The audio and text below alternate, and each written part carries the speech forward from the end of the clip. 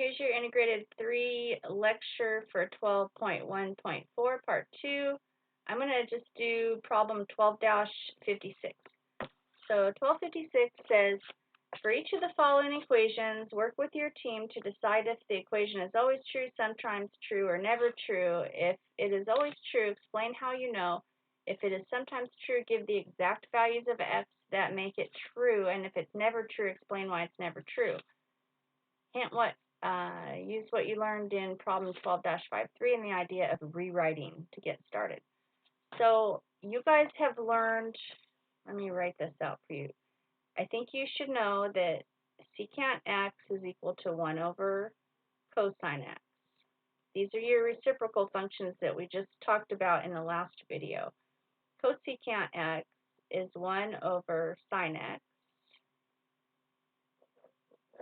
and cotangent x is 1 over tangent x.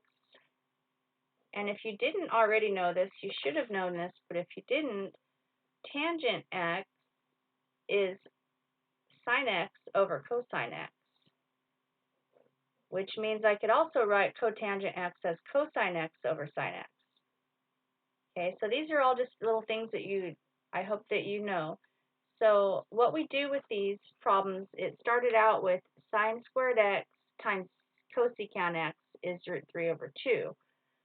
So you want to, I usually like to take these reciprocal functions and keep them in terms of sine and cosine.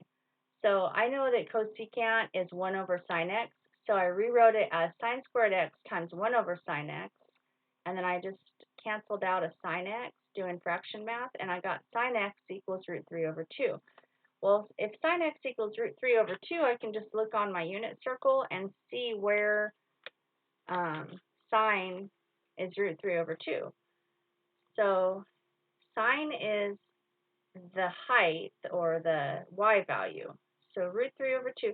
So I get pi over 3, but there's going to be another one over here,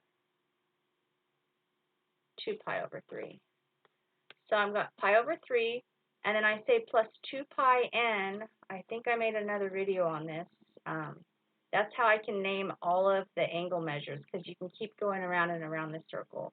And then 2 pi over 3 plus 2 pi n. Okay, so then here's another one. Secant squared x equals 2 over cosine x. So I like to do cross products. But before I do the cross products, I think what I would do is say that secant x is the same as 1 over cosine x.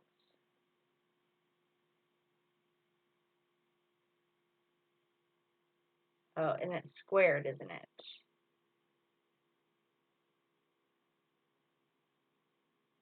Do something like that. And then if I do cross products, I have cosine x times 1 is equal to 2 cosine squared x. Don't look at that. So I'm over here. So cosine x equals 2 cosine squared x. And then I divided both sides by cosine x, and I got a 1, and then one of these cosine x's squared canceled out. And so then I'll divide both sides by 2, and I'll have that cosine x is a half. And I know that that's one of the values on my unit circle. Cosine x is a half at pi over 3. And now it's going to be negative over here because cosine's an x value. But down here maybe cosine x could be a half right here at 5 pi over 3. So we got pi over 3 plus 2 pi n and 5 pi over 3 plus 2 pi n. The plus 2 pi n means that if I'm at pi over 3, I can keep finding that same spot on the unit circle by going around and around again by 2 pi. That's what the 2 pi n. N is the number of times I feel like going around. Okay, so there's that. That was letter B.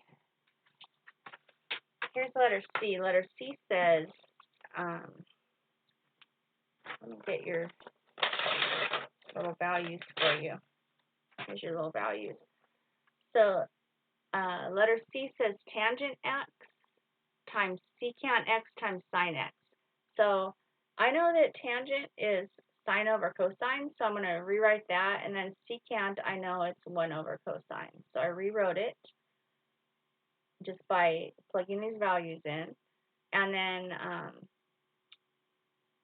when I go sine x times 1 times sine x, I get sine squared x. And then when I go cosine x times cosine x, I get cosine squared x.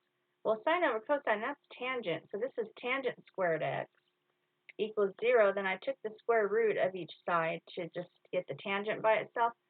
And then this is asking me, when is tangent x equal to 0? And so I can think about the graph that I drew a little while ago in the last video, or I can just think about tangent is sine over cosine, so tangent will be 0 whenever sine is 0. So it's probably easier to think about it that way, whenever sine is 0. So let's look at our unit circle and find out when sine is 0. Sine is 0, sine is the height, it's the y value. Sine is 0 at 0 degrees and at pi, or at 0 radians and pi. So, you know, since 0 and pi are only separated by pi, like instead of 2 pi, I could just say, I can write my answer like this. X equals pi times n. And think about that.